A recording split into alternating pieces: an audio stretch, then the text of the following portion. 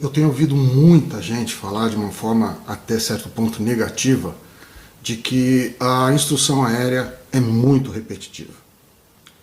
Você já parou para pensar sobre isso? Ela é mesmo muito repetitiva? Olá, eu me chamo Roberto Fernandes e eu preparo pilotos para a instrução aérea há mais de 20 anos. Se você é um jovem piloto, recém-iniciado na aviação, se você é um aluno piloto já devidamente matriculado num curso de piloto privado, ou se você é um entusiasta da aviação e simplesmente gostaria de obter mais informações a respeito da instrução de voo, você hoje é meu convidado, porque hoje eu vou fazer um briefing tratando especificamente sobre esse tema, a instrução de voo.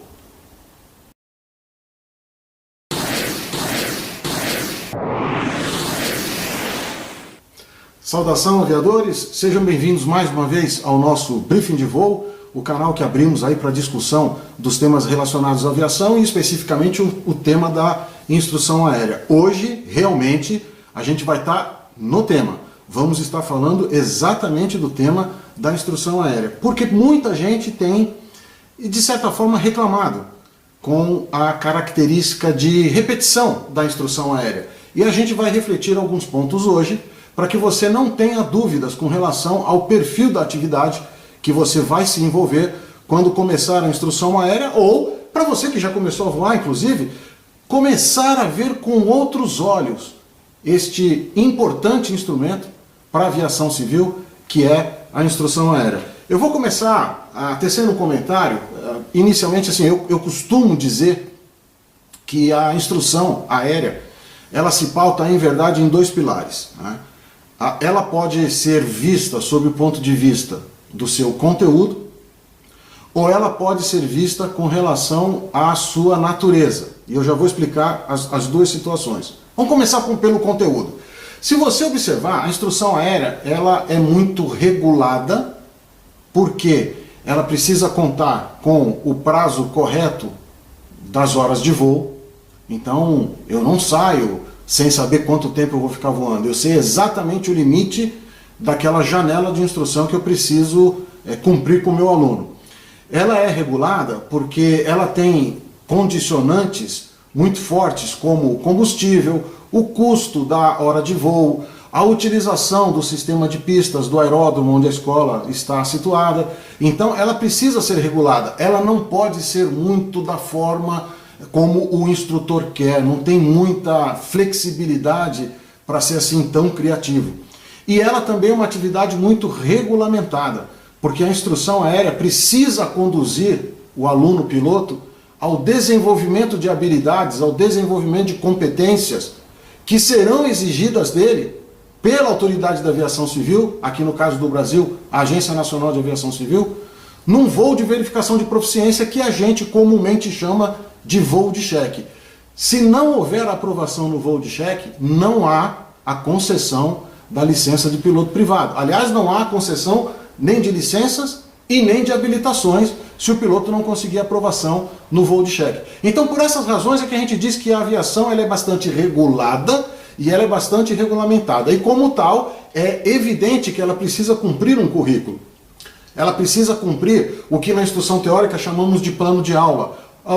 Na instrução prática ele tem diversos nomes, ele tem ordem de instrução, plano de missões, mapa de missões. O nome em si não importa. O que importa é que nós temos ali uma sequência concatenada de lições de voo que vão precisar ser cumpridas por todos os alunos que passem por aquele currículo, e o instrutor vai o tempo todo avaliando se aquele conteúdo ministrado está sendo assimilado, para que o aluno chegue ao final daquele programa de instrução com a competência necessária para ser levado a cheque. Sob esse aspecto, o aspecto do conteúdo, eu diria para você assim, é impossível de você não raciocinar que a instrução aérea ela seja realmente repetitiva. Mas de maneira alguma eu vou afirmar, nem agora, nem nunca, de que esta repetição ela é um aspecto negativo da instrução aérea. A instrução aérea tem prós e tem contras. Vamos começar com os prós. Ela é repetitiva, mas ela traz consigo, ela traz com essa repetição alguns aspectos que são muito positivos. O primeiro deles, como eu já falei, por ser regulada e bem regulamentada, ela precisa ser padronizada. Uma instrução padronizada significa o seguinte, ó, ela vai ser ministrada dentro de uma margem de tolerância, ela vai ser ministrada praticamente com o mesmo conteúdo e praticamente com a mesma técnica, seja qual for o instrutor de voo, seja qual for o aluno. Se o aluno estiver no mesmo ponto do programa de instrução dele que o seu colega, provavelmente ele terá exatamente o mesmo conteúdo sendo ministrado. É evidente que o ajuste fino é feito na mesma proporção em que o aluno vai demonstrando competência. Tem alunos que aprendem mais fácil, tem alunos que demoram mais para aprender. Esta é a variabilidade. Mas, sob um aspecto geral, a gente pode exatamente esperar o que virá da instrução. A gente pode se preparar para o que virá da instrução, justamente pela característica bastante positiva de ela ser uma atividade bem padronizada. O segundo ponto, já tirando pela padronização, é justamente esse aspecto da previsibilidade. Ou seja, ninguém é pego de surpresa. Não é aquele caso do professor da aula teórica que a gente está acostumado ali nos bancos escolares, no ensino médio, na universidade, não importa, que ele chega na sala de aula, ele abre a porta e diz, pessoal, arranca uma folha. E aí o estudante já começa a suar frio porque ele sabe que vem um testinho ou uma prova surpresa. Não. A instrução aérea não é assim e ela não pode ser assim, porque ela exige uma preparação. E mais para frente, ainda neste briefing, eu vou mostrar para você qual seria o comportamento adequado, tanto para instrutores quanto para alunos pilotos, para que você consiga tornar a instrução aérea mais eficaz do que o próprio programa de instrução foi planejado para ser. Então nós já tiramos a situação de ela ser uma atividade padronizada. Isso é positivo, é bom para todo mundo, é bom para a instrução, é bom para a escola, é bom para o aluno. E tiramos a sua previsibilidade, eu consigo prever o que vai acontecer. Se isso é verdade, eu tenho um plano de instrução, eu tenho um programa de missões a cumprir, eu tenho níveis de desempenho a alcançar, eu vou conquistando as minhas habilidades e as minhas competências até atingir o considerado nível de proficiência. E isso precisa ser medido. Quando você coloca padronização e quando você coloca previsibilidade, você consegue fazer mensuração. Então, toda atividade de ensino, aprendizagem, e eu sempre coloco dessa forma, ensino é aquilo que vai do docente para o discente. Aprendizado é o que o discente nos retorna. Será que tudo que eu estou ensinando, o meu aluno está aprendendo? Eu, como instrutor de voo, sou obrigado a definir se o meu aluno, ao término da minha instrução, ele está preparado para seguir adiante. Se ele evoluiu na aquisição de competências. Da mesma forma, eu preciso ter a coragem de dizer que ele não evoluiu. Então ele vai ter que repetir uma lição de voo, porque o nível de competência necessário para uma determinada manobra ou exercício ele não conseguiu atingir. Ele vai ter que usar mais uma hora de voo, mais 2 horas de voo ou 3 horas de voo para conseguir conquistar aquela competência. E eu só consigo fazer isso porque eu olho um programa de instrução e eu vejo ali qual é o nível de proficiência aguardado para cada exercício de voo dentro de cada lição da instrução aérea.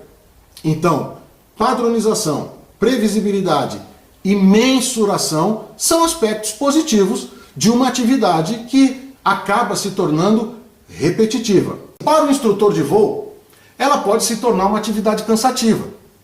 Imagina que um instrutor ministre 2 ou 3 horas de voo de instrução numa jornada de trabalho dele durante a semana, qualquer dia da semana.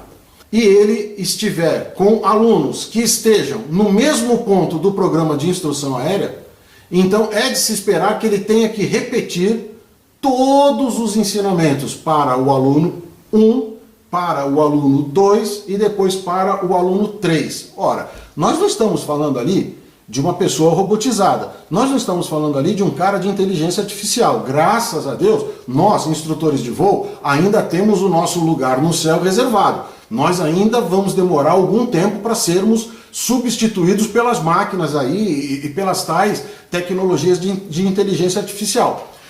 E é exatamente por sermos humanos que estamos sujeitos a falhas. Então, o instrutor tem todo o direito do mundo de chegar no final do dia mais cansado do que quando ele começou o dia. Se ele está mais cansado, ele pode até estar um pouco mais desmotivado em relação à motivação com que ele começou o dia. Então, a repetição da instrução aérea, ela pode se tornar cansativa e com esse cansaço ela pode trazer alguns obstáculos a serem superados pelo instrutor. Depois a gente vai falar de como superar esses tais obstáculos para que de fato a repetição não se torne uma característica negativa para a instrução aérea.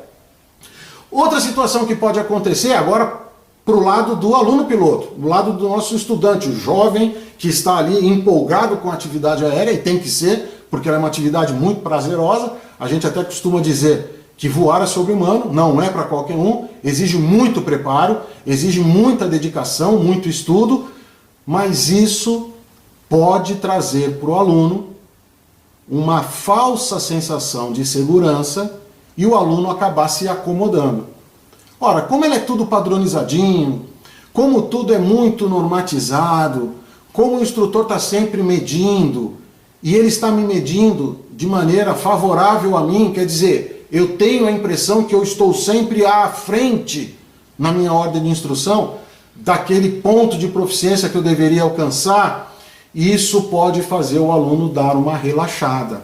Então, esta característica de repetição da instrução aérea pode levar o aluno a relaxar na sua preparação. E quando isso acontece, sabe o que rola?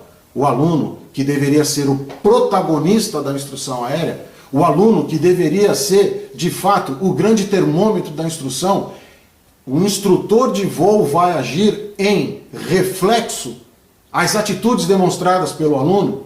Aluno que questiona, tira do instrutor mais ensinamento. Aluno que participa, leva o instrutor a se envolver mais com a instrução. Então, de novo, o protagonista na instrução é o aluno, mas se ele se acomodar, ele vira passageiro.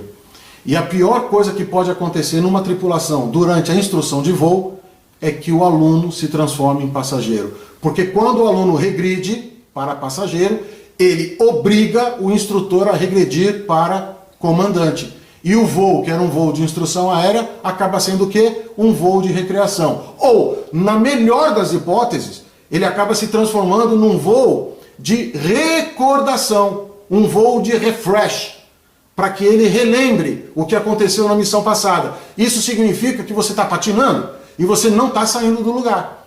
Porque o voo de instrução precisa ser sempre uma evolução. Você precisa sentir uma pressão por desempenho cada vez mais alta. Este nível de cobrança precisa ser gradativo, porque senão o seu nível de desempenho não cresce, você não melhora. Se você se acomodar, o instrutor vai se acomodar porque ele não tem por onde avançar. E aí aquela missão acaba sendo o quê? A revisão da missão anterior. Então, você pode levar a característica de repetição da instrução aérea a um comportamento negativo. E isso não é bom. O último ponto que eu gostaria de colocar, que a repetição pode trazer, é um aspecto de insegurança.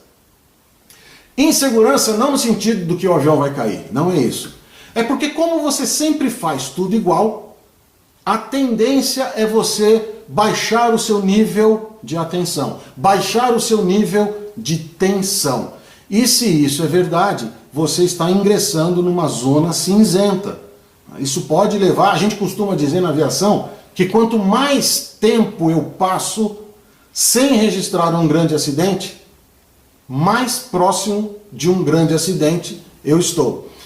Mas isso não é uma constatação científica. Na verdade, essa é uma análise fruto de qualquer estatística de acidentes.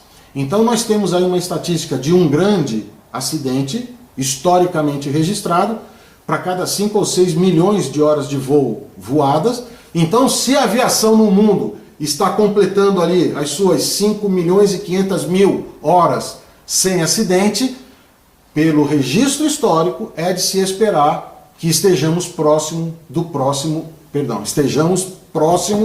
do novo acidente. Estar próximo do próximo acidente ficaria muito redundante.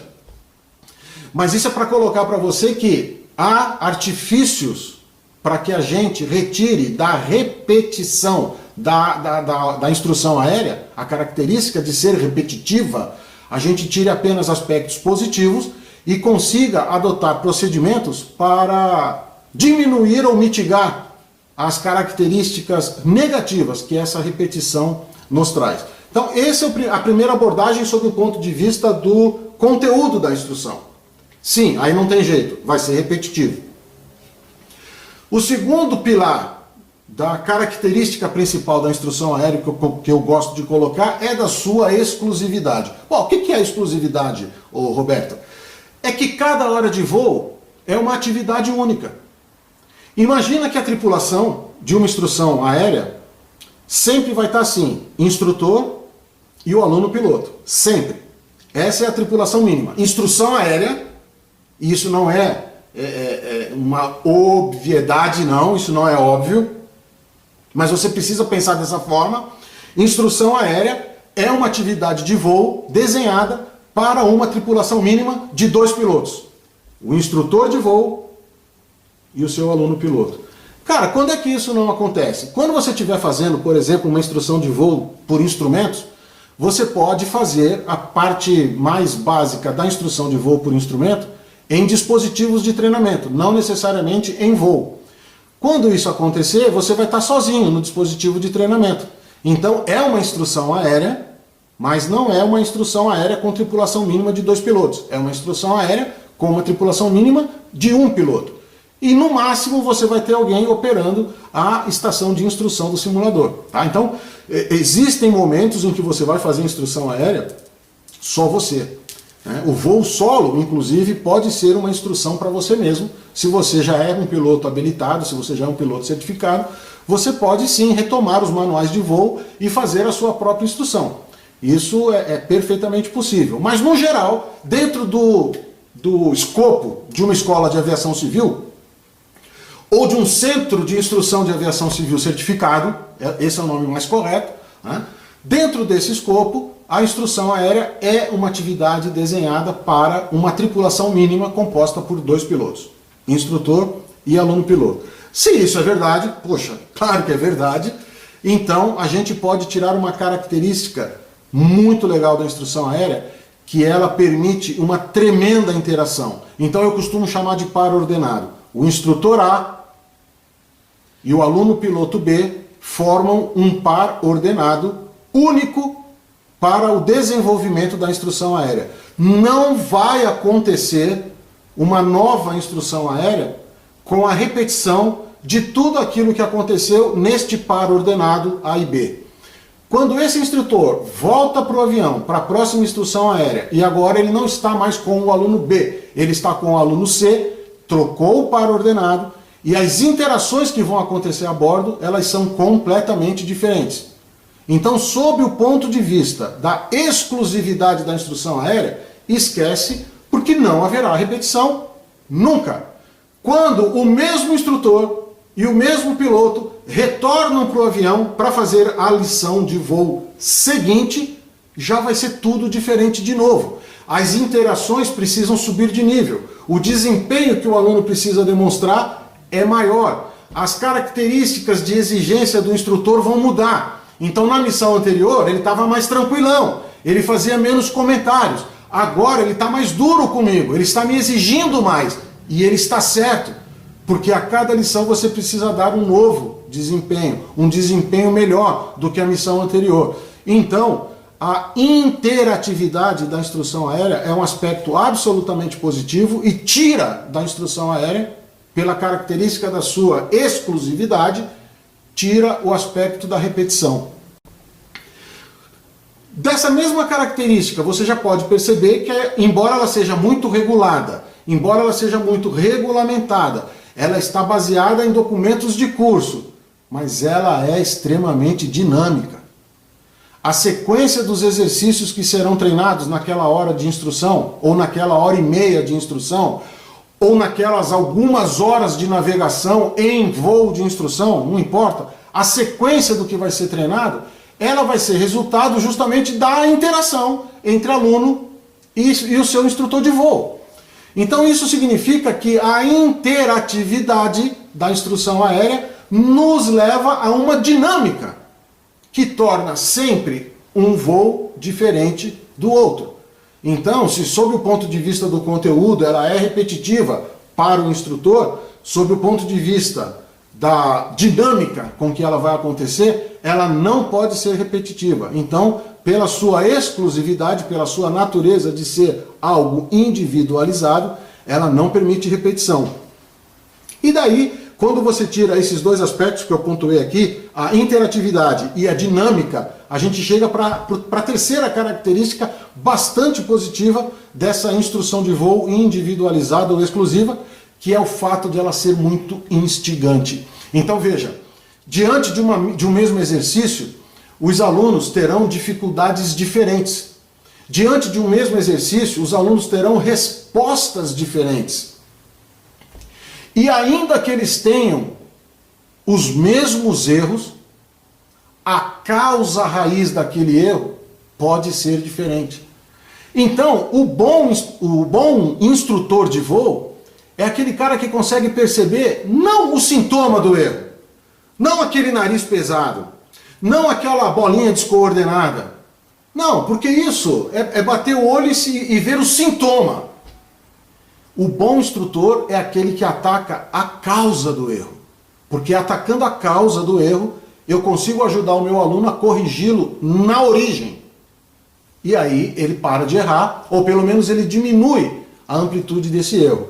Num passo seguinte, ele vai aprender a corrigir o erro. E aí depois nós vamos falar disso, né, em outro módulo, quando a gente falar dos níveis a atingir na instrução aérea. Mas o fato é, a interação e a dinâmica da instrução aérea nos leva a uma atividade altamente instigante, tanto para instrutores quanto para alunos. Agora, essa exclusividade, ela traz consigo também alguns perigos, algumas armadilhas. E a primeira dessas armadilhas que eu gosto de citar são as patias. Não as tias, as patias. Conheçam todas as patias. A simpatia, a apatia e a antipatia. Pessoal, isso aqui parece até brincadeira e jogo de palavras, mas isso aqui destrói a interação aluno-instrutor e joga a sua instrução aérea no lixo. Faz você perder dinheiro, faz você perder paciência, faz você perder motivação. E eu estou conversando agora, quando eu digo você perder paciência, você perder motivação, eu estou me dirigindo a alunos e instrutores. Então veja bem, de todas essas patias, se você puder doutrinar o seu psique para agir com a simpatia, tanto melhor. Quando a gente fala de CRM, o gerenciamento dos recursos de cabine, o que a gente busca é trazer no piloto, seja ele aluno, seja ele instrutor, a competência para desenvolver aquelas habilidades de bom relacionamento interpessoal. Você, durante a instrução aérea, precisa se policiar para ser uma pessoa de fácil relacionamento. Se você for uma pessoa de fácil relacionamento, se você se abrir com sinceridade, com honestidade e acatar o que o outro está falando, se você de fato ouvir e perceber o outro, você estará agindo com simpatia e isso é positivo. Mas lembra que eu falei das três, a simpatia, a apatia e a antipatia. Portanto, você tem duas coisas aqui, ó, que falam muito contrariamente à instrução aérea. A primeira delas é o piloto apático. O que é o piloto apático, Roberto? Cara, o aluno piloto apático, o instrutor, inclusive, ele tem obrigação de, quando voltar do voo, no debriefing, ele registrar naquela ficha de instrução que o aluno demonstrou apatia em voo, porque o próximo instrutor, se não for ele a fazer a próxima missão, o próximo instrutor precisa conhecer essa característica pessoal do aluno, para que ele molde a sua instrução no sentido de tentar burlar essa apatia e chamar o aluno para a instrução. Né? O instrutor ele precisa trabalhar esse lado e dizer, cara, vem comigo. Cara, eu não vou desistir de você. Olha para mim, olha. Percebe o que eu estou falando? Me ouve. Porque se o cara for apático, o instrutor não tem muito o que fazer. Mas o que é então o cara apático? Apático é aquele cara que ele faz o exercício, ele comete erros, você comenta os erros, ele te dá até uma resposta meio que mecânica. Ele, não, entendi. Não, vou fazer. Mas ele não faz. Ele erra de novo, ele demonstra que não entendeu. E ele não reage. Você tenta descontrair a instrução apontando uma nuvem, tenta puxar assunto com ele, se ele conhece aquela cidade que vocês estão sobrevoando, ou se ele já passou por um determinado acidente natural no terreno que seja bastante característico, ou uma ponte, um viaduto, ou você seleciona um cruzamento de rodovias para fazer um exercício que a gente chama que é o 8 sobre cruzamento, depois a gente vai explicar o que é isso na instrução aérea, mas o fato é, o instrutor está buscando interação e o aluno fica monossilábico. Sim, não, sim, não. Ele não reage, ele não dá mostras de que está contente, ele não dá mostras de que ele está triste. Cara, o instrutor não sabe o que fazer. É difícil você moldar o seu comportamento para levar aquele aluno apático a uma melhoria de desempenho. Então esta é uma apatia que derruba o aluno. Pessoal, e aí a última delas, a antipatia. Essa é a pior. Então eu diria para você assim, se existe na escola alguém com que você não conseguiu se relacionar bem, e eu estou falando de novo, para alunos pilotos e para instrutores. Se tem alguém com quem você não consiga se relacionar bem, seja pela razão que for, antipatias acontecem, pessoal. A gente precisa ser maduro o suficiente para vencê-las, mas se a gente não conseguir vencê-las, tentei, mas não consegui, é melhor, em nome da segurança de voo, em nome de um bom CRM, um bom gerenciamento de recursos de cabine, em nome de uma boa instrução de voo, uma instrução de voo eficiente, é bom que você procure o chefe do curso, o diretor da escola, do centro de instrução, não importa, e diga a ele para alterar a escala e começar a evitar, se possível, impedir que essas duas pessoas que não se dão bem no relacionamento interpessoal, que elas não voem juntas. Isso é muito importante. E realmente essa é uma característica que decorre demais do fato de a instrução de voo ser exclusiva, ser individualizada, ser única.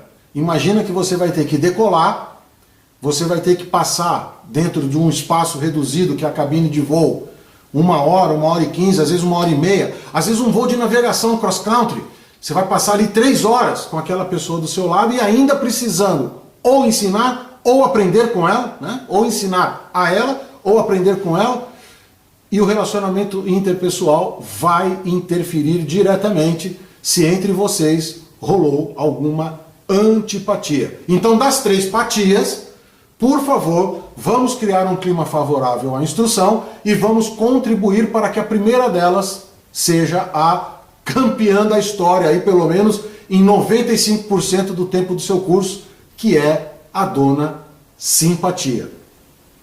Outro aspecto que eu diria assim, a gente precisa aprender a entender que é uma pedra no caminho e saber contornar esta pedra no caminho, é que o fato de ser exclusiva, a instrução ser exclusiva, você não tem aquela chance de olhar para o colega do lado e tirar dúvida.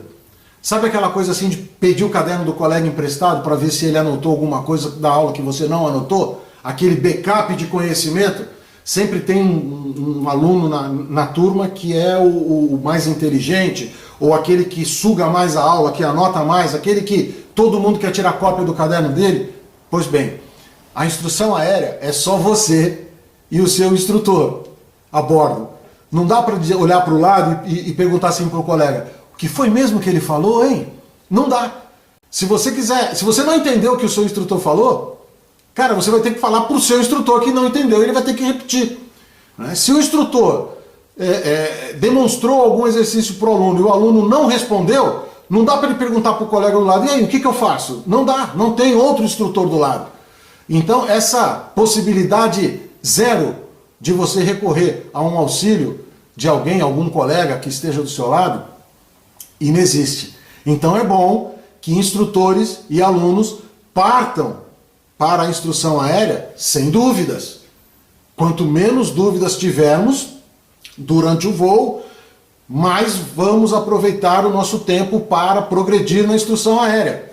Deixa para tirar as dúvidas no briefing, aqui no solo. E é aí que eu vou ajudar.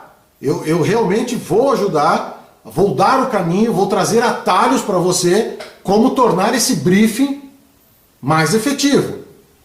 Mas lá no voo, a chance de procurar alguém, de buscar recurso com alguém é zero. E o outro aspecto que eu falo dessa exclusividade da instrução do voo é que ela não tem reposição. Pessoal, aqui no chão, quando a gente faz a instrução teórica, a gente tem como repor conhecimento, né? Perdeu o reconhecimento, você pode procurar ali o professor, na sala do professor, e solicitar uma confirmação, tirar uma dúvida, resolver um exercício. Mas instrução aérea não tem jeito. Você precisa decolar, ir para a área, fazer exercício, ou se manter no tráfego. Se for uma missão de tráfego de toque arremetida para aprender a pousar, por exemplo, pousar e fazer arremetidas, você, se terminou a missão, não tem jeito, pousa, corta o motor, vai para a sala, debriefing, e aí você só vai repor o conhecimento perdido, ou só vai conseguir adquirir um conhecimento que não adquiriu lá na missão anterior, só na próxima. Então, já sabendo disso, mude a sua postura, mude a sua mentalidade para estar sempre preparado no solo a receber uma boa instrução de voo lá no avião. Esse é o grande conselho, é a grande dica para você superar essa característica. Bom, falado aí então dos dois pilares que sustentam a instrução de voo, eu disse para vocês que ela é repetitiva quanto ao conteúdo, mas ela jamais vai ser repetitiva quanto à sua individualização, à sua exclusividade. É importante que a gente fale agora dos dois cenários de instrução de voo. Porque eu chamo de instrução de voo muito de instrução teórica e eu chamo de instrução de voo a instrução prática também. Tem gente que atribui instrução de voo, essa expressão instrução de voo, apenas à parte prática do curso.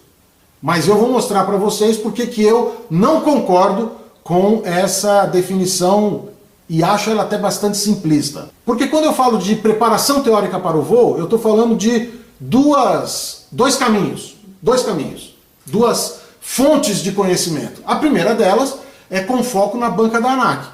Então você tem uma série de requisitos de conhecimentos teóricos no regulamento que você precisa realmente acumular conhecimento e esses conhecimentos precisam ser aferidos pela Autoridade de Aviação Civil e isso a ANAC faz através da banca da ANAC, uma prova de conhecimento teórico. Então neste bojo de conhecimentos, neste pacote de conhecimentos, a gente põe aí noções de meteorologia, aerodinâmica, tráfego aéreo, conhecimentos técnicos da aeronave, teoria de voo, por que não teoria de voo? Só que isso tudo faz parte de um conteúdo que você, durante a instrução aérea, muito pouco vai usar. A instrução aérea ela é muito voltada no desenvolvimento de habilidades psicomotoras. Nós estamos falando do campo psicomotor do aprendizado. E essa instrução teórica que trata a banca da ANAC, essa dos conhecimentos para a obtenção da licença, ela vai atuar mais no campo do cognitivo. Agora, existe uma ponte entre o cognitivo e o psicomotor. Esta ponte é a segunda vertente do preparo teórico, que é você conhecer a técnica de pilotagem. Técnica de pilotagem. Então você precisa saber toda a teoria de como fazer uma boa decolagem. Isso não cai na banca da ANAC. Você precisa conhecer toda a teoria de como fazer uma curva de grande inclinação coordenada. Essa técnica de pilotagem não cai na prova da ANAC. Você precisa saber como fazer uma arremetida no ar. parâmetro de altura, parâmetro para decisão, velocidade mínima, momento de recolher, flap, se o seu avião tiver trem de pouso escamoteável, momento de recolher o seu trem de pouso, momento de falar com a torre, o que falar com a torre, ou o que falar no rádio, se não tiver uma torre prestando o serviço de controle de tráfego aéreo, mas houver uma rádio prestando o serviço de informação de voo e alerta. Então, olha quanta coisa de cunho teórico relacionado com a técnica de pilotagem você precisa conhecer antes de ir lá para o voo praticar. Então, esta teoria de voo, esta técnica de pilotagem, esta instrução teórica e prática é a ponte entre a instrução teórica, que vai ser avaliada pela banca da ANAC, e a instrução prática, que vai ser avaliado pelo voo de cheque. É aí que entra o papel dos nossos briefings. Os nossos briefings, eles não vão te preparar melhor para você fazer a banca da ANAC. Os nossos briefings, eles não vão ensinar você as amplitudes de comando para voar o seu avião, porque nós não estamos no avião, nós estamos no mundo virtual. Mas os nossos briefings, eles vão conduzir você por atalhos neste conhecimento teórico sobre a técnica de pilotagem que vai fazer a ponte entre a banca e o voo de cheque. Eu chamo de instrução de voo essa instrução teórica de que trata a técnica de pilotagem e também a hora de voo voada lá para a instrução. Esse conjunto eu chamo de instrução aérea. Então eu diria para você assim, a instrução aérea, ela tem uma característica de repetição, mas ela se dá em dois momentos. No desenvolvimento cognitivo da técnica de voo e no desenvolvimento psicomotor da técnica de voo, que é a prática propriamente dita. A instrução se dá bem, ela se dá de maneira eficiente quando ela tem um nível de exigência do aluno crescente, tanto no domínio cognitivo quanto no domínio psicomotor. Puxa, é um monte de palavrinha complicada que eu preciso resumir de uma forma que você entenda. Então é assim, ó, cada aula que você tenha de voo vai ser considerado por você uma avaliação com nível crescente de exigência de conhecimento. Pronto, é assim que nós vamos fazer. Aí você entende bem. Então não dá para você relaxar. Não dá para você ir para o voo de passageiro. Né? Entenda que cada voo vai ser também uma prova. E nós vamos começar dar continuidade e concluir em cada lição de voo o processo ensino-aprendizagem. Lembrando que a avaliação faz parte da aprendizagem do aluno. Então, se você fizer essa mudança de mentalidade, a gente vai conseguir chegar bem. Mas chegar bem ao final da instrução aérea. Mas guarda isso. A partir de agora, nós não temos mais o direito de confundir. Nós vamos chamar de instrução aérea a parte teórica da técnica de pilotagem e nós vamos chamar de instrução aérea também a parte prática da técnica de pilotagem. Em que ponto se encaixa o nosso briefing? Esse que nós estamos fazendo agora, por exemplo. Veja, nós não comentamos nada ainda do que cai na banca da ANAC. A gente só está falando da preparação para a parte prática. Portanto, estamos dentro do conceito de instrução aérea lá na preparação da técnica de pilotagem. E não tem nada de repetitivo nisso. Né? A resposta de cada aluno é que vai nos dar aí o que a gente chama de fiel da balança ou termômetro, para eu chamar a atenção mais a um detalhe ou mais ao outro detalhe.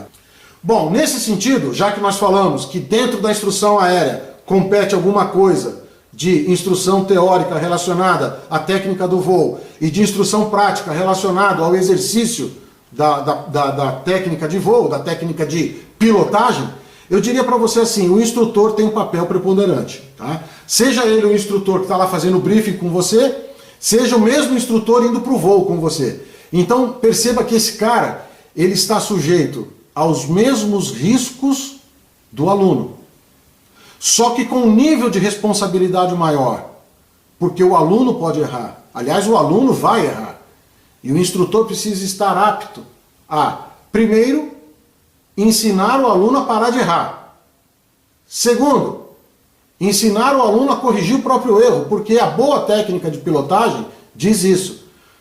O piloto não é aquele cara que nunca erra. Isso não existe, pessoal. Tá?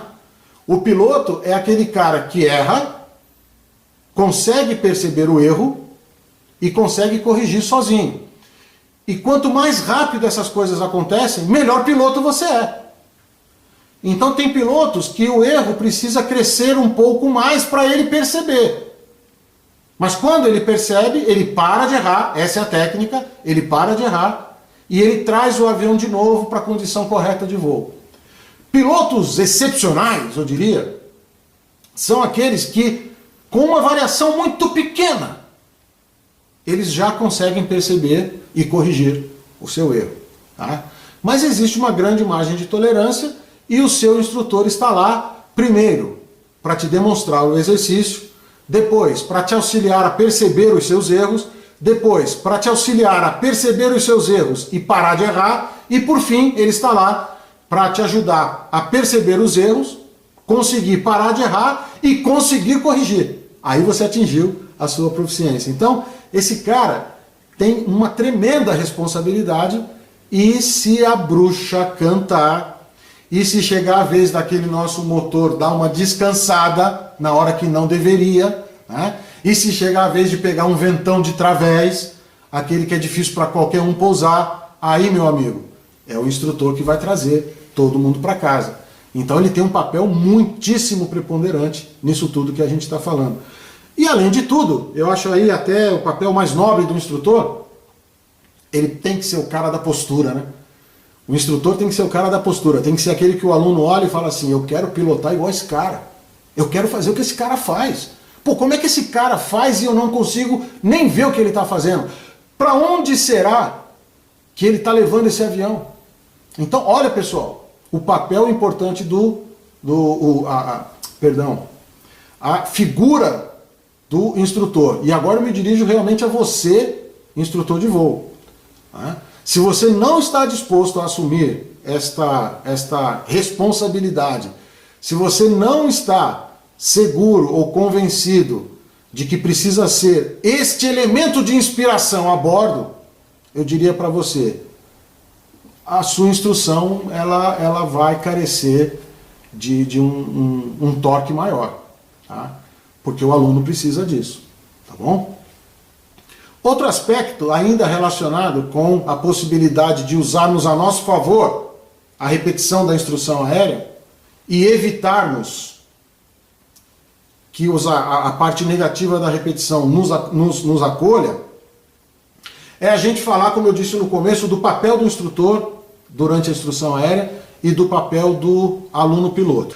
O papel do instrutor, eu coloquei aqui duas características, né? Deixei aqui elencado para não esquecer da gente comentar no briefing. O briefing é isso, é padronizado, ele tem que ser assim, tem que ser uma dinâmica, mas eu não posso me esquecer das coisas que eu preciso falar. A primeira parte do papel do instrutor, assim, o instrutor precisa ser fiel à padronização da instrução, tá? Eu não posso ter aquela figura dentro da escola do instrutor que é o mão leve, o paizão ou o mãezão, tá? E aquele instrutor que é mais rígido, mais casca de ferida, aquele que todo mundo evita. Não, não, não, não. O comportamento do instrutor tem que ser um comportamento padronizado. Claro, existem as características pessoais e ninguém está dizendo que o instrutor tem que ser uma máquina. Não é isso, pessoal. O que eu estou querendo dizer é que o instrutor, e aí o centro de instrução tem um papel fundamental nisso, o instrutor precisa ser fiel ao seu curso de padronização. Todo centro de instrução de aviação civil possui ferramentas de padronização dos seus instrutores, de maneira que existe um comportamento esperado e requerido dos instrutores. E você precisa se manter, na maior parte do tempo possível, dentro da expectativa deste comportamento, ok? Então é isso que eu estou falando.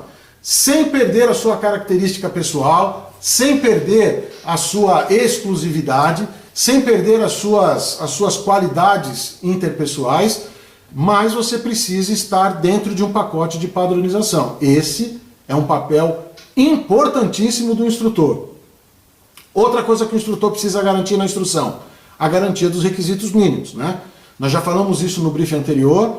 A aviação civil, ela trata de requisitos estabelecidos em regulamentos, mas o primeiro parágrafo de qualquer regulamento deixa bem claro que ali estão traduzidos os considerados requisitos mínimos internacionalmente aceitos, porque eles são internalizados a partir de requisitos internacionais ditados pela OASI. E eu falei para vocês com todas as letras, os nossos requisitos são idênticos aos requisitos estabelecidos pela Organização de Aviação Civil Internacional. Então, isso tudo vai vindo de cima para baixo, né? Parte lá da OASI, entra para a recepção do nosso legislativo, que endossa ou não a recepção desses requisitos. Uma vez endossado, o país, enquanto signatário da Convenção de Aviação Civil Internacional, traduz esses requisitos e essas práticas recomendadas da OASI são traduzidas nos nossos regulamentos. Os nossos regulamentos são o instrumento de fiscalização dos nossos inspetores. Os centros de instrução de aviação civil moldam os seus programas de instrução para o cumprimento desses instrumentos. Então a coisa vem descendo, chegou no instrutor. Então a gente chama de ponta da lança. Quem está lá na ponta da lança para lidar com o aluno é o instrutor, e esse papel é fundamental. Mas o instrutor só consegue desempenhar bem o seu papel se ele estiver ao lado de um aluno piloto que saiba qual é o seu papel e como se portar durante a instrução de voo. Então a primeira coisa que eu falo, pessoal, é aquela assim, ó, lembra de novo, nós temos uma instrução teórica que precede o voo. Essa instrução teórica que precede o voo, ela é dada no briefing. Ela é comentada em briefing, ela é cobrada em briefing. As dúvidas desta parte da instrução são tiradas no briefing. Essa é a finalidade desse canal, ele se chama Briefing de Voo, não é à toa. É porque é aí que eu vou dar para você uma série de atalhos para que a efetividade da instrução se mostre muito mais rápido para você. Então, se você entendeu essa postura da instrução teórica, que prepara você, teoricamente, para uma boa técnica de pilotagem, então é importante que você se prepare para o voo, já que você sabe qual é a lição que você vai voar, quais são os exercícios que serão executados naquela missão. Então, se você souber isso tudo antes, o seu instrutor, quando ele for fazer o briefing, ele vai dizer para você com que sequência os exercícios serão treinados, e ele vai fazer meia dúzia de perguntas teóricas sobre cada um desses exercícios. Você precisa estar apto a responder. Você precisa estar apto a responder. E é nisso que eu vou te ajudar. Você vai estar com um conhecimento sólido, denso, a gente chama de conhecimento consolidado, para responder as perguntas do instrutor e dar a ele a segurança de que ele não está decolando com um passageiro. Ele não está decolando para fazer uma repetição da missão anterior, da lição anterior. Porque, sob o ponto de vista da exclusividade da instrução de voo, o conteúdo vai ser aplicado de maneira diferente e ele tem um nível de exigência crescente. Ele precisa exigir do aluno um aprendizado em nível crescente. Isso significa que a boa postura do aluno piloto para a sua preparação é, primeiro e acima de tudo, se dedicar. Então você precisa montar o seu caderno de briefing, você tem que ter um caderno de briefing para registrar principalmente as suas principais dúvidas, e no retorno do voo, nos debriefings, você registrar tudo aquilo que você acertou, para que na próxima você reforce, e tudo aquilo que você errou, para que você discuta consigo mesmo, discuta com seus colegas, procure um instrutor, tire dúvidas antes da próxima lição, e ali você registra o seu desempenho. Então isso tudo é dedicação. Se você terminar o voo, descer, pousar, largar o avião lá no hangar, pegar o seu carro e ir embora, e só pensar no voo de novo, na próxima missão que você tiver escalado, e se apresentar 15 minutos antes do horário de decolagem, me desculpe ser franco para você. Você está gastando dinheiro e você é um passageiro. O comportamento do instrutor não será outro que não te levar para passear. Essa que é bem da verdade. Porque ele vai querer te dar uma instrução e você não está nem minimamente preparado para a instrução que ele se preparou a dar para você. Então, na boa, preparação com dedicação. Esse é o seu papel, não é porque você está pagando a hora de voo, não é porque você está pagando o curso que você tem o direito de certa forma, até desrespeitar o seu instrutor ao não se preparar adequadamente para aquele voo. Então presta atenção para isso, pessoal. muito, eu diria a grande maioria, 80%, 90% da qualidade da instrução aérea vai depender dessa sua preparação e dessa postura. Você precisa mudar a sua mentalidade e colocar uma postura. Você precisa demonstrar que está lá querendo aprender. E é nessa linha que eu digo assim, ó, você não está no momento de questionar as coisas que lhe são ensinadas. Mas se tiver que questionar, por exemplo, o instrutor do voo anterior disse uma coisa em relação a uma técnica de pilotagem diferente do que esse instrutor agora está falando para você. Aí você tem todo o direito de questionar. Tá? Mas se você não obteve nenhuma orientação diferente, se ninguém te ensinou nada diferente, na boa, em nome daquela apatia legal, a simpatia, acate o que o seu instrutor está falando. E se houver dúvida, tire a dúvida antes de decolar. Jamais conteste em voo. Você não tem experiência, você aluno piloto, não tem experiência, não tem domínio da técnica de pilotagem que lhe coloque numa situação confortável de questionamento daquilo que o instrutor está te falando. Você pode até não concordar. Guarde para si, faça como o instrutor está mandando, e lá no debriefing, quando vocês estiverem no chão, seguros, sem problema nenhum de acidente ou incidente, aí você tira a sua dúvida. Eu preciso desse seu compromisso. Não for assim, a instrução será uma instrução ruim. E a culpa, infelizmente, vai recair sobre os seus ombros. Tá? Um outro aspecto que eu gosto de colocar também. Se esse não é a sua característica, né? Ótimo, ótimo. Mas se for, começa a se atentar e para de arranjar desculpa. Para de autopiedade. O instrutor ele vai comentar os seus erros nos debriefings, ou até durante o voo, se houver tempo na instrução de você repetir exercícios, ele vai falar durante o voo, mas se não houver tempo, ele vai passar para o exercício seguinte previsto daquela missão, mas com certeza no debriefing ele vai comentar os seus erros e acertos. Na hora que ele disser as coisas que você errou, não precisa ficar arranjando desculpinha, justificativa. Ele vai dizer assim, olha, naquele exercício de coordenação, você manteve a bolinha espirrada de metade da bolinha para a direita. Então da próxima vez, calça um pé direito, porque aí nós vamos colocar a bolinha no centro. Ah, mas sabe por que foi? É porque o meu sapato estava desalinhado. Olha só, eu não quero saber por que você errou. Eu não quero desculpinha. Não perca o seu tempo e não queime a paciência do seu instrutor com autopiedade. Tá bom? O instrutor comentou com você o erro, assimila. Assimila. Poxa, eu tive que falar para você ali umas 3 vezes para você compensar o avião, você estava meio apático. Aí o aluno pega e já interrompe o instrutor. Não, porque naquela hora eu estava pensando. Cara, naquela hora você não tinha que estar pensando em outra coisa que não fosse o exercício. Então essa postura do aluno de ficar arranjando desculpinha para os seus erros, não precisa, galera.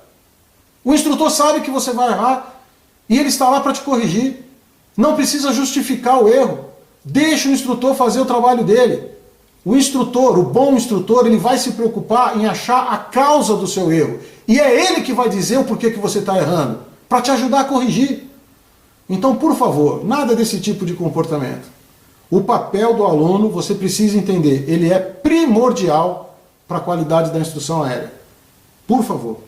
Mas nós pontuamos diversos aspectos aqui, todos eles pautados naquela, entre aspas, reclamação de ser repetitiva a instrução aérea, mas eu acho que deu para a gente formular aí um bom conceito sobre aquilo que eu chamaria, não de aspecto negativo ou de aspecto positivo, mas que eu chamaria de características intrínsecas da instrução aérea, características essas que quando nos forem favoráveis, a gente reforça para que elas sempre estejam presentes a bordo durante a nossa instrução aérea, e aquelas características que se mostrarem para nós pouco efetivas, ou se mostrarem um obstáculo, a gente consiga diminuir os seus efeitos ou até contorná-la. Se for realmente um obstáculo, vamos até contorná-la. Porque o nosso objetivo qual é? é achar alternativa para fazer com que a instrução aérea, quando entendida como uma atividade repetitiva, ela possa nos conduzir a um contexto de desafio, de ser desafiadora, de ser instigante e, acima de tudo, prazerosa. Então não é porque eu estou recebendo instrução de voo e que eu estou sentindo que aquilo é repetitivo que eu não posso tirar prazer daquilo. Né? E o que é, afinal de contas, que a gente pode fazer, então, para contornar estes obstáculos quando eu me deparar com a impressão de que está sendo ruim para mim o aspecto repetitivo da instrução aérea? Bom, a primeira coisa que você tem que fazer é a mudança de mentalidade. A primeira coisa que você precisa fazer antes de entrar para a instrução aérea é a mudança de mentalidade. Se você acompanhar a jornada de um aluno se tornando piloto, você vai ver o seguinte. Enquanto aluno piloto, ele parece um garoto, uma criança. Aí, ele vai a voo de cheque. Vai apresentar alguns erros, mas a postura dele não chegou junto com a proficiência dele. E aí ele consegue a aprovação no voo de cheque, obtém a licença de piloto privado, mas ele mesmo não se sente seguro para alugar o avião da escola, ou pegar o seu próprio avião, ou o avião de um colega, um amigo, um conhecido, o pai. Ele não se sente seguro de voar solo. Então, ele começa a adotar uma postura de seriedade a partir do momento que ele está autorizado a voar solo, com a sua carteira na mão. É só nesse momento que ele começa a dizer assim: caramba, esse negócio é sério. E agora eu não tenho mais aquele meu anjo chamado instrutor de voo aqui para me trazer para o chão. Se eu decolar, quem tem que voltar sou eu. Quem tem que falar no rádio sou eu, sozinho. Quem tem que navegar sou eu. Se tiver uma pane, quem tem que pousar esse avião, fazer um pouso forçado, aí no terreno, aí no campo, aí na estrada, sou eu. Aí ele começa a ficar assim, quase que numa crise de pânico. E começa a chamar colegas que tenham mais experiência de voo para voar junto com ele nas primeiras horas. Ele não consegue sair solo, ele está inseguro. Mas ele adotou uma postura adulta e madura de reconhecer isso. Aí ele começa a mudança de mentalidade. Quando ele começa a fazer as horas dele para o piloto comercial, ele ainda está nessa insegurança, voando duplo comando sem ser voo de instrução. Duplo comando assim, com um piloto de segurança mais experiente do lado. Mas aos poucos ele vai cortando esse cordão umbilical, né, desse cara. E aí ele vai para voo de cheque de PC. Passa no voo de cheque de PC. Agora ele pode trabalhar. É a profissão dele. Mas ainda assim ele se sente inseguro. Aí o primeiro emprego que ele vai buscar, dele, hein, vontade dele. Não é nem do empresário, dono do avião, ou da empresa dona do avião, é dele mesmo. Ele busca um emprego para ser o segundo em comando só, para ele pegar o bizu, pegar o macete. Bom, resumindo essa postura que eu vi acontecer com muitos pilotos, na aviação civil e na aviação militar, não é privilégio nem de um campo nem de outro da aviação, não. Isso acontece porque é do ser humano. O cara alcança a marca de piloto privado no momento em que ele passa a ser um bom aluno piloto. Aí quando ele alcança a marca de piloto comercial, é que ele começou a ser um bom piloto privado. E ele só passa a ser um bom piloto comercial lá quando ele está próximo de conseguir a habilitação dele de piloto de linha aérea. Ou seja, ele está sempre atrasado um degrau em relação à licença. O ideal seria o quê? Seria que a postura dele acompanhasse o desenvolvimento daquele caminho buscando a licença. De maneira que, ao concluir o curso de piloto privado e ser aprovado no voo de cheque, ele realmente não durma na noite anterior, aluno piloto, e acorde no dia do voo de cheque, piloto privado. Porque não é um passe de mágica. Você não dorme na véspera do seu voo de cheque, aluno piloto, e acorda para o seu voo de cheque, piloto privado. Você precisa ter passado por um processo de amadurecimento contínuo, progressivo. Só que se você não fez isso, o voo de cheque vai chegar, isso é fato. Mas você não está com a mentalidade preparada para ser piloto privado.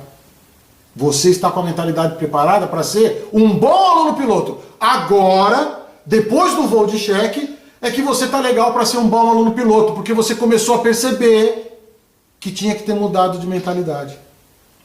Então, pessoal, quanto antes você conseguir fazer a mudança de mentalidade, melhor vai ser para o seu desempenho em voo. E aí eu não falo mais na instrução aérea só não, eu falo de tudo.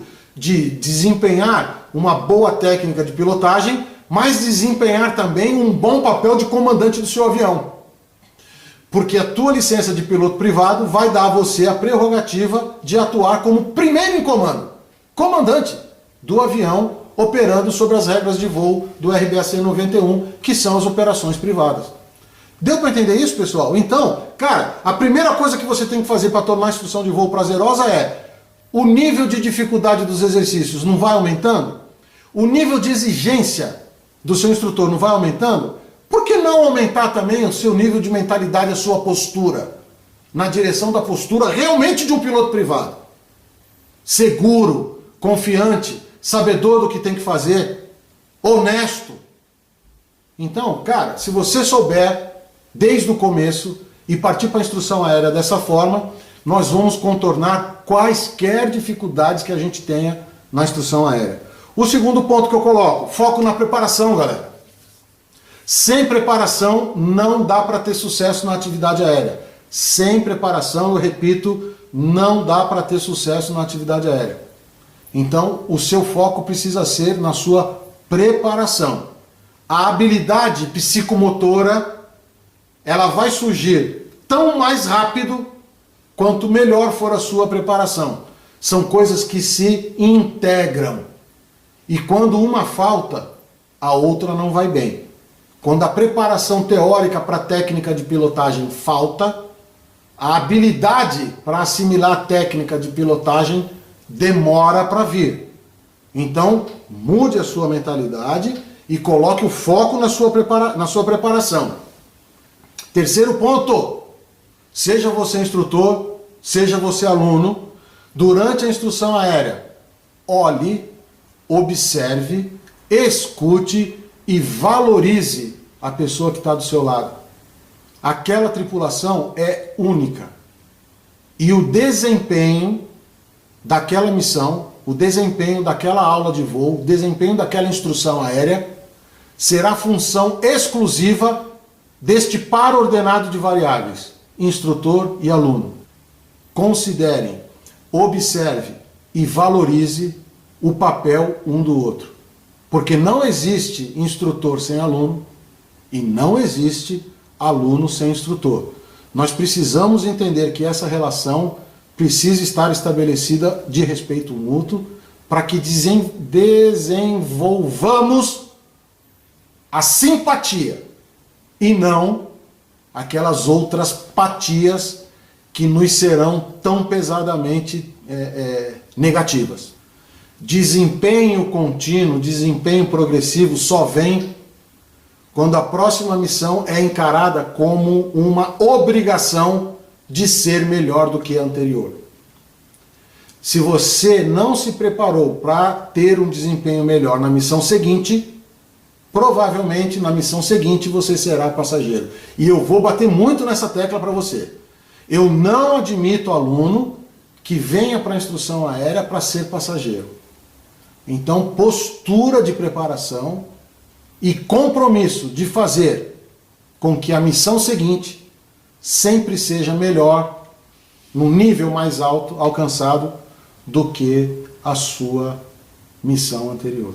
Para uma rápida revisão, porque o módulo já se estendeu, para uma rápida revisão de tudo que a gente viu aqui no briefing para a gente poder ir para o voo tranquilo. Olha, nós falamos dos dois pilares que compõem aí a instrução, se você for analisar a sua repetitividade. Nós falamos que a instrução é repetitiva sim, com relação ao seu conteúdo, que é altamente regulado e altamente regulamentado.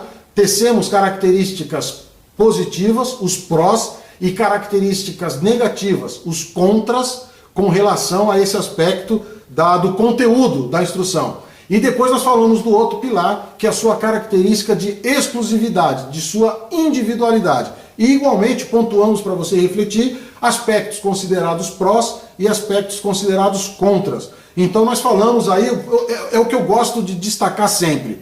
Cara, pensa bem nas apatias e aprenda a desenvolver as simpatias. Não se deixe acomodar, não se deixe levar pelo cansaço. A instrução aérea não vai perdoar. Outro ponto, não há backup. Não há como pegar o caderno do colega. Então você precisa passar por todas as experiências de instrução.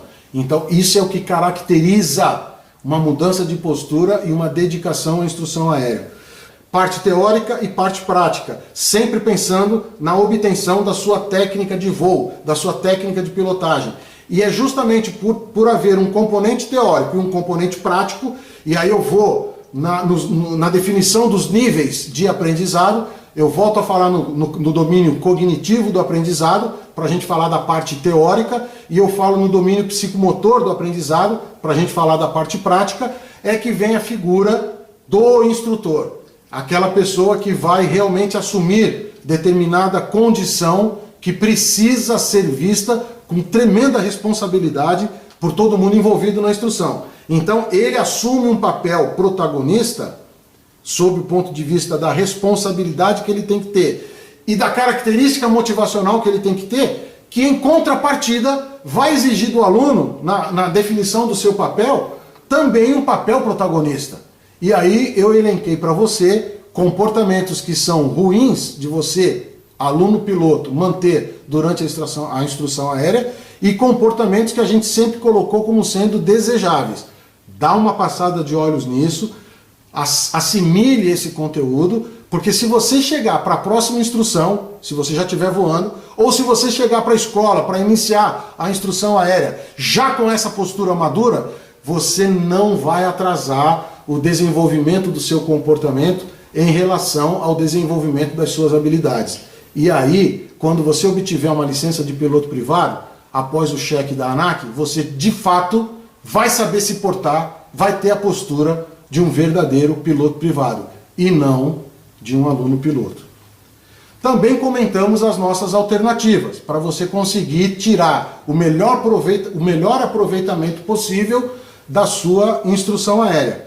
De maneira que eu acho que, num resumo geral, nós abordamos diversos aspectos para podermos então decidirmos, criarmos a nossa própria opinião sobre se, de fato, ser repetitivo é uma verdade absoluta para a instrução aérea, se sim ou se não, e nos aspectos em que a repetição realmente se mostrar, se isso realmente é tão negativo, ou se abre espaço, ou muito espaço, para também tirarmos bastante coisa de positivo nisso. Então a minha pergunta é, e você agora? Depois de termos feito toda essa navegação no nosso briefing, qual é a sua real opinião? Será que você agora pensa da mesma forma que pensava quando a gente iniciou o briefing, 1 hora atrás, em relação a essa característica de repetitividade da instrução aérea? É muito importante que você se manifeste. Para finalizar o nosso módulo, esse é o momento que eu chamo o nosso mascote, o C3PO, ou C3PO. Porque realmente, se esse conteúdo foi interessante para você, se esse conteúdo foi capaz de provocar em você alguma mudança com relação às suas percepções e expectativas na instrução aérea, então eu vou soltar para você o C3, o P e o O. Você curta, comente aqui no canal conosco o que foi que mudou para você, compartilha com seus amigos, então curta, comente, compartilhe. O P de participe conosco no canal, assista aos demais conteúdos, participe das nossas atividades interativas, dê bastante opiniões. E a letra O é aquela que eu considero a mais importante de todas. Porque a gente sempre diz, né? Aqui nós vamos sempre frisar isso. O conhecimento, pessoal, é a única, Talvez, se não for a única, talvez a mais importante. Mas eu diria que o conhecimento é a única grandeza que você consegue acumular ao compartilhar. Então, se isso é verdade, a letra O da nossa siglazinha aí significa outra vez. Assista ao módulo outra vez, e mais uma, e outra, até que você consiga reproduzir o conteúdo do módulo para algum colega que esteja no curso junto com você, para algum colega que seja entusiasta da aviação que você conhece, porque se você conseguir reproduzir o conteúdo, aí de fato você acumulou conhecimento, e isso é importantíssimo para o domínio cognitivo do processo ensino-aprendizado. Então, para a gente finalizar, C3PO para você: curta, comente, compartilhe, participe e outra vez, assista o módulo e outra vez, e quantas vezes forem necessárias, para você poder reproduzir o nosso conteúdo. Eu vou encerrando o briefing por aqui, espero vê-lo na nossa próxima oportunidade e desejo sucesso nessa empreitada que é a instrução aérea.